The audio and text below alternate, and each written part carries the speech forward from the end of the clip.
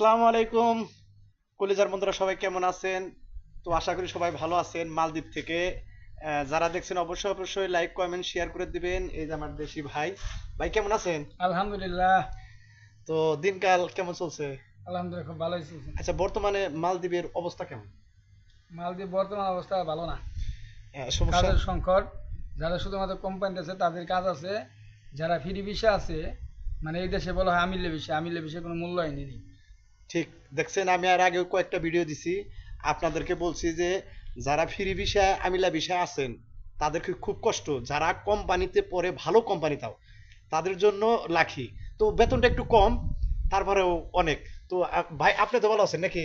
আলহামদুলিল্লাহ, আমরা ভালো আছি। আমাকে বেতন কম, কিন্তু প্রতি মাসে 10 তারিখ ঝড় বৃষ্টি তারিখ বেতন খায়, এই হিসাবে খুব ভালো। এই হিসাবে অনেক ভালো। আসলে বেতন কম হলেও যদি মাস প্রতি যদি 5 তারিখ, 10 তারিখে কি 15 তারিখে বেতনটা পাওয়া যায়, তাহলে তার জন্য লাখি।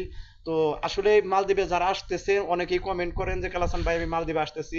তো মালদ্বীপে আসলে খুব হিসাব, খুব ফ্রি হিসাব ভিসায় করে। কেউ আসা যাবে না, ফ্রি ভিসা আসা যাবে না, কোম্পানিতে আসা যাবে, তাও ভালো কোম্পানি। অনেক বগি যোগী কোম্পানি আছে, কোম্পানির নামে আই নেয়, পরে বেকার ফেলাই দেয়, পরে হ্যাঁ, এজেন্সির গাড়ি চাপাই দেয়। হ্যাঁ, দেখছেন। এর আগে আমি বলছি যে অনেকেরই আনে যে আপনার কোম্পানির বিষয়, কিন্তু মালদ্বীপে এসে দেখা গেছে তার কোনো কোম্পানি নাই, ফ্রি বিষয়। যেমন আমিও ওই চক্করেই পড়ছি, এ পর্যন্ত ওই চক্করেই আছি। অনেকরে আমি কই যে ফ্রি ভিসার কোম্পানির ভিসার নাম কইয়া আনার পরে আইসা দেখে যে তার কোনো লোকই নাই। তো এই অবস্থা। তো সবাই ভালো থাকবেন, আর সবাই কমেন্টে জানাবেন।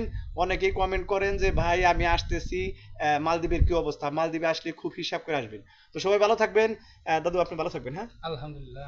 আসসালামু আলাইকুম।